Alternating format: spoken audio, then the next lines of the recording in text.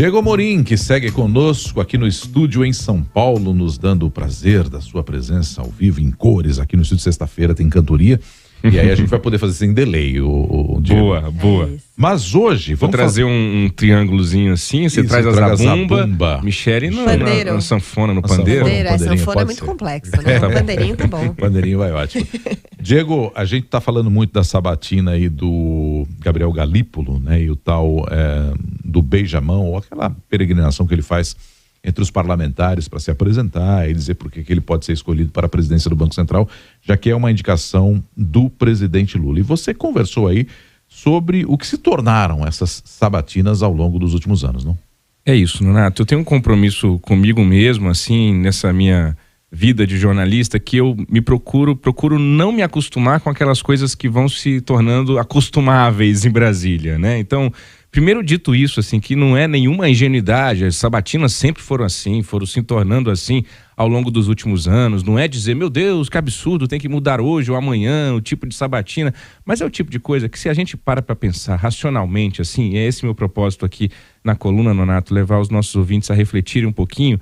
Veja só, um camarada é indicado para algum cargo importantíssimo para a República. Existe uma coisa chamada sabatina lá no Senado Federal, certo? Ele tem que sentar lá, os senadores têm que fazer um monte de perguntas, questionar, procurar informações dele, e aí vão avaliar se aprovam ou não aquela indicação que foi feita. Depois vai para a votação, primeiro na comissão, um grupo menor, depois no plenário. O que a gente tem hoje? A gente tem uma sabatina protocolar. Antes disso acontecer, o indicado já foi nos 81 gabinetes, dos 81 senadores, já combinou tudo, já acertou tudo, já sabe como cada um vai votar praticamente, e a sabatina vira apenas um momento ali em que a gente fica assistindo aquilo que já está certo e que já está confirmado. Parece uma perda de tempo. Parece uma perda de tempo. E aí isso vai se tornando cada vez mais comum, e as pessoas vão se acostumando, e ninguém fala isso, e ninguém reflete, e ninguém critica, e ninguém levanta um questionamento, que a coisa vai ficando cada vez mais abusada. Então, dessa vez, com a indicação do Gabriel Galípolo à presidência do Banco Central, um monte de gente surgiu querendo definir a data da sabatina. Não, tem que ser semana que vem. Uai, tem que ser semana que vem? Ele foi indicado agora. Esses dias a gente estava falando da indicação do Gabriel Galípolo. Já querem fazer a sabatina? Calma lá. Ah, mas é porque tem que garantir logo. Aí o ministro Alexandre Padilha também, com todo respeito, sugeriu o senador Jacques Wagner, líder do PT, no Senado, para ser o relator. Então, mais uma interferência externa na sabatina, e é óbvio que o Jacques Wagner, que é líder do PT, vai dar um parecer favorável ao Gabriel Galípolo, que foi indicado pelo presidente Lula, que é do partido dele, que é o chefe dele, entre aspas, né? Então, assim, as sabatinas precisam ser as claras, Nonato, Michele, ouvinte. É muito tempo que se gasta no Senado, é muita energia que se gasta no Senado, porque senão é isso que o Nonato disse, vira uma perda de tempo, vira um teatro com roteiro já pronto. É como se nós acabemos nos tornando meros espectadores bobalhões, achando que estamos vendo algo novo, algo a vivo, e na verdade, Nonato, já está tudo pronto. Eu me lembro agora, na época da Olimpíada, que eu chegava em casa à noite, já não tinha mais nenhum jogo passando, mas eu queria ver a Olimpíada de qualquer jeito, eu botava lá e assistia um jogo que o resultado eu já conhecia, eu já sabia qual era o resultado. Não tem graça, né? Você ficar vendo uma coisa que você já sabe qual é o resultado. As sabatinas viraram isso. Um momento em que a gente fica assistindo algo sabendo que o final já está pronto. Então, essa do Galípolo, dá até pra gente usar uma frase que o mercado usa muito, né? Já está contratado, né? Já está acertado. É isso. Essa sabatina e essa discussão. É isso sobre aí. A nomeação dele, né? É isso aí, Nonato. Eu mandei mensagem ontem para um monte de senador e senadora perguntando se eu tô ficando louco, se faz algum sentido essa minha percepção. E aí, alguns senadores me responderam, eu vou rapidamente aqui dizer o que cada um deles disse, foram 4 que me responderam.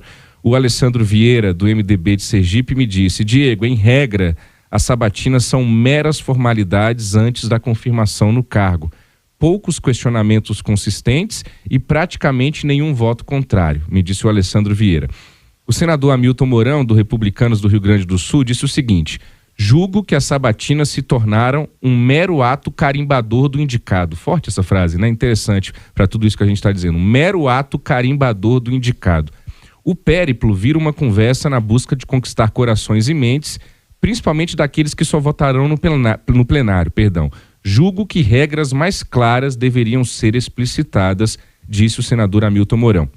E aí, nesse sentido, a senadora Tereza Cristina, do PP do Mato Grosso do Sul, também defendeu esse périplo aí dos candidatos indicados a cargos importantes, porque ela disse o seguinte: acho importante sim, porque muitos senadores não estão na Comissão de Constituição e Justiça e só votam no plenário, porque a votação acontece primeiro na CCJ, a Comissão de Constituição e Justiça, depois no plenário. Esse ponto é interessante para a gente levar em conta. E por fim, o senador Eduardo Gomes, do PL de Tocantins, me argumentou da seguinte maneira: disse que há um volume de sabatinas cada vez maior, porque não são somente ministros do Supremo, nem presidente do Banco Central que são indicados, são também nomes de agências reguladoras, de conselhos e tudo mais.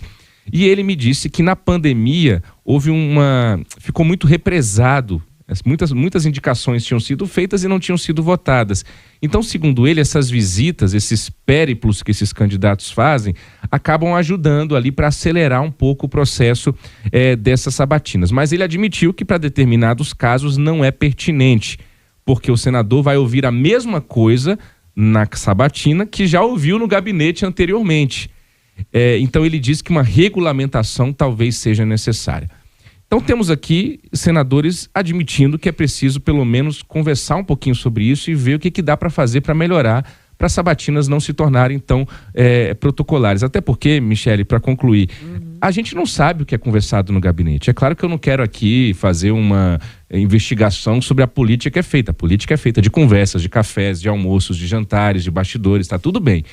Só que, no caso de uma indicação de um presidente do Banco Central, o que o Gabriel Galípolo está dizendo nos gabinetes? Eu gostaria de saber, como cidadão brasileiro, o que está sendo dito nos gabinetes a portas fechadas. Tem algum acordo sendo feito? E aqui não é um acordo necessariamente antirrepublicano, não, pelo amor de Deus. Mas olha, senador, me dá seu voto de confiança e depois, quando o senhor precisar de alguma coisa no Banco Central, eu estou lá para ajudar o senhor. Essa frase está sendo dita, por exemplo, é uma frase que a gente ouve muito em Brasília, né?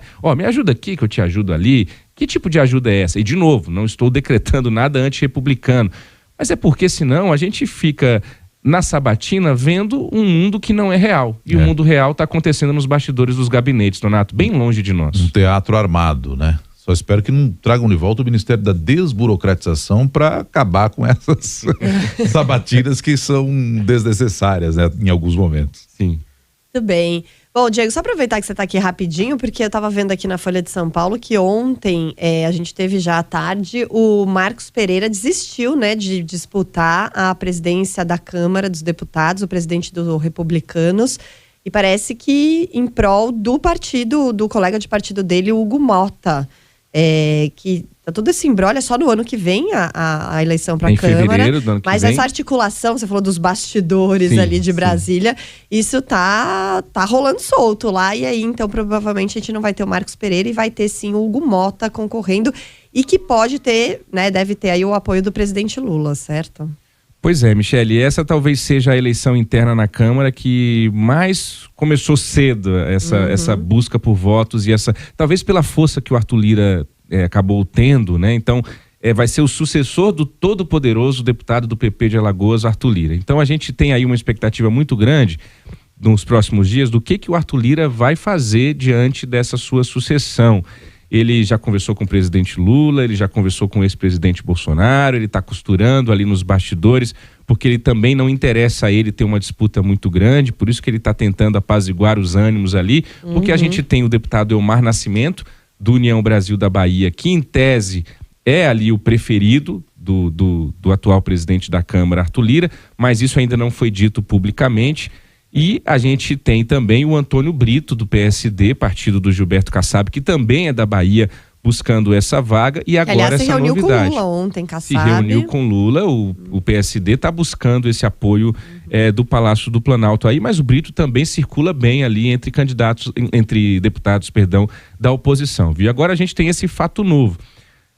A gente vai precisar esperar um pouquinho, Michele, para não ver se tem algum acordo aí de, vamos colocar esses candidatos à mesa, daqui a pouquinho a gente junta aqui e acolá. Alguns podem ser protocolares também, exatamente, né? Como a gente falava agora há pouco das sabatinas. Isso já aconteceu recentemente na disputa do Rodrigo Maia. Era 1 contra 4, e depois esses 4 viraram 1, e enfim, e a coisa acabou se afunilando aí um pouco mais para frente. Essa é a busca esse é o momento de busca de apoios, né? Claro que esse buscar o governo, porque quem é que vota nessa eleição? São os próprios parlamentares. Mas se você tem o apoio do governo, o governo vai mandar essa sinalização lá para o parlamento, né, Nonato? Ó, deputados da base, votem no fulano, que esse é o nosso candidato.